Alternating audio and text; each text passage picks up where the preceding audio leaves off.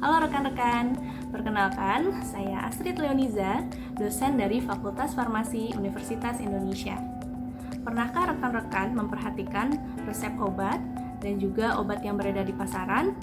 Obat-obat yang beredar di pasaran memiliki beberapa jenis. Ada obat dengan merek dagang yang terkenal, ada obat yang namanya sama dengan zat aktifnya, ada juga obat yang bermerek tetapi harganya lebih murah dibandingkan dengan obat yang pertama tadi. Nah, hari ini kita akan membahas mengenai 3 jenis obat itu, yaitu obat paten, obat generik berlogo, dan obat generik bermerek. Sebenarnya mana sih yang paling ampuh? Apakah sama efektivitasnya? Mari kita cari tahu jawabannya.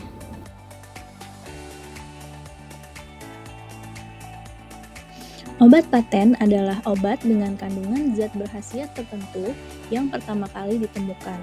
Obat ini juga sering disebut sebagai obat inovator atau originator. Karena penemuan obat membutuhkan riset yang lama dan mahal, makanya harganya paling tinggi. Dan obat ini dilindungi paten selama 20 tahun. Setelah masa patennya habis, perusahaan farmasi lain dapat membuat obat dengan kandungan zat aktif yang sama dengan obat tersebut, sehingga muncullah obat generik. Obat generik disebut juga sebagai obat kopi atau me-too. Ada 2 jenis obat generik. Yang pertama, obat generik berlogo atau OGB yang namanya sesuai zat aktifnya dan harganya paling terjangkau. Yang kedua, obat generik bermerek yang juga merupakan obat kopi, tetapi produsen memberinya nama dagang sendiri untuk promosi, sehingga harganya sedikit di atas OGB. Jadi, perlu diingat bahwa tidak semua obat yang bermerek itu adalah obat paten. Maka, dapat disimpulkan bahwa zat aktif dan khasiat 3 jenis obat ini pada dasarnya sama dan setara efektivitasnya. Pertanyaannya, bagaimana kita bisa seyakin itu? Jawabannya ada pada proses pengujian yang sangat ketat.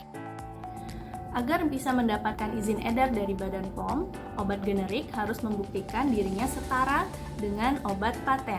Oleh karena itu, ada 2 gerbang utama pengujian yang harus dilewati untuk membuktikan kesetaraan ini.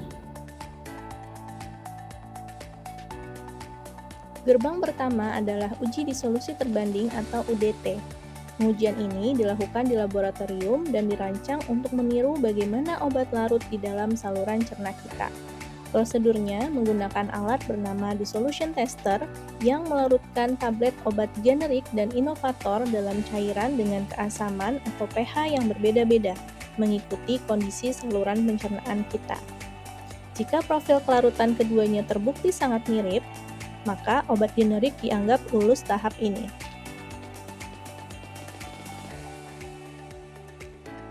Pertama, disiapkan alat disolusi yang berisi cairan dengan pH tertentu yang semirip mungkin dengan kondisi asam lambung dan usus kita. pH medium disolusi adalah 1,2, 4,5, dan 6,8. Kondisi suhu dijaga ketat di 37 derajat Celcius, persis seperti suhu tubuh. Kemudian, tablet obat generik dan tablet obat paten atau originatornya dimasukkan ke dalam medium disolusi dalam wadah terpisah di alat tersebut.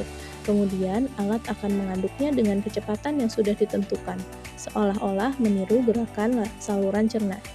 Pada interval waktu tertentu, misalnya pada menit ke-10, 15, 20, 30, 45, dan 60, sedikit sampel cairan dari setiap wadah diambil untuk dianalisis. Dari sampel itu diukur berapa banyak zat aktif yang sudah berhasil larut.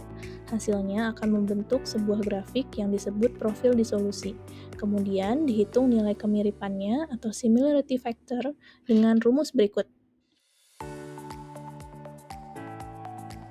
Obat generik dapat dianggap setara dengan komparator atau originatornya apabila nilai F2-nya lebih dari 50. Gerbang kedua adalah pengujian langsung pada manusia, yang disebut uji bioavailabilitas dan bioequivalensi atau disingkat BABE. Tujuannya adalah untuk memastikan obat tidak hanya larut dengan kecepatan yang sama, tetapi juga diserap oleh tubuh dan masuk ke peredaran darah dengan cara yang sama. Sebelum melakukan pengujian, prosedur ini haruslah sudah disetujui oleh Komisi Etik. Pertama, dipilih sekelompok sukarelawan sehat yang memenuhi kriteria ketat dari segi usia, berat badan, kondisi kesehatan, dan lain-lain. Yang kedua, dilakukan desain menyilang, yaitu kelompok tersebut dibagi dua. Grup A meminum obat generik, sementara grup B meminum obat paten atau komparatornya. Setelah minum obat, sampel darah dari para sukarelawan diambil secara berkala pada interval waktu tertentu. Ini dilakukan untuk mengetahui kadar obat di dalam darah. Setelah itu, ada masa jeda atau washout period sekitar beberapa hari untuk memastikan tubuh benar-benar bersih dari sisa obat pertama.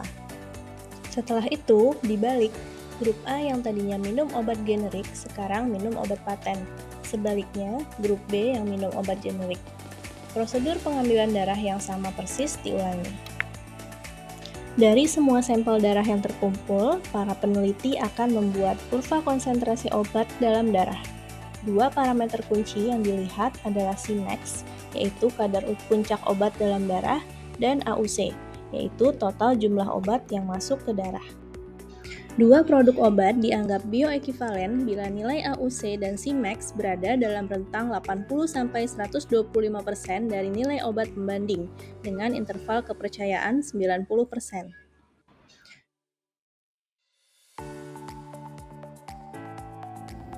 Jadi, mari kita simpulkan poin-poin pentingnya, yaitu terdapat 3 jenis obat, yaitu obat paten, obat generik berlogo, dan obat generik bermerek. Ketiga jenis obat ini memiliki efektivitas yang setara. Kesetaraannya dibuktikan melalui uji disolusi terbanding, yaitu uji yang dilakukan di laboratorium untuk menilai kelarutan dari obat itu, dan juga uji bioafabilitas dan bioekvivalensi yang dilakukan pada subjek manusia yang sehat. Rekan-rekan sudah lebih paham kan? Sistem pengujian obat kita sudah sangat canggih dan berlapis untuk menjamin keamanan dan efektivitas obat yang kita gunakan. Jadi, jangan ragu lagi untuk mengonsumsi obat generik dan selalu ikuti anjuran dari dokter serta apoteker ya. Sampai jumpa!